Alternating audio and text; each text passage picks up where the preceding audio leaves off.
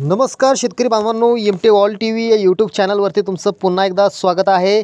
आज रात्री ठीक 8 वाजता शेतकऱ्यांच्या खात्यावरती पीक विमा जमा होणार आहे अशी माहिती आता या ठिकाणी समोर आलेली आहे। आता कोणत्या जिल्ह्यातील शेतकऱ्यांना हा पीक विमा मिळणार आहे?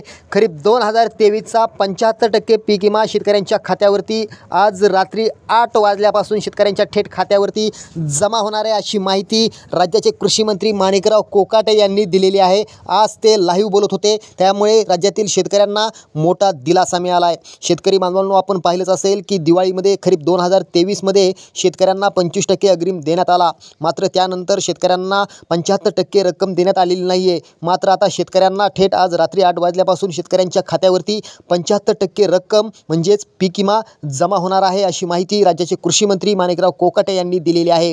जिल्ह्यांची यादी आपण या ठिकाणी जर बघितली तर या ठिकाणी महाराष्ट्रातील सर्व जिल्हे पात्र आहेत। ज्या शेतकऱ्यांना याआधी 25% लाभ मिळालेला आहे अशा शेतकऱ्यांना आज संध्याकाळपासून म्हणजे आज रात्रीपासून ठीक 8 वाजता 75% पीक विम्याचा लाभ मिळणार आहे। शेतकऱ्यांसाठी ही होती मोठी बातमी। व्हिडिओ आवडला असेल तर आपल्या शेतकरी बांधवांना शेअर करा, जेणेकरून त्यांचा देखील फायदा होईल। व्हिडिओ कसा वाटला खाली कमेंट्स करा। धन्यवाद।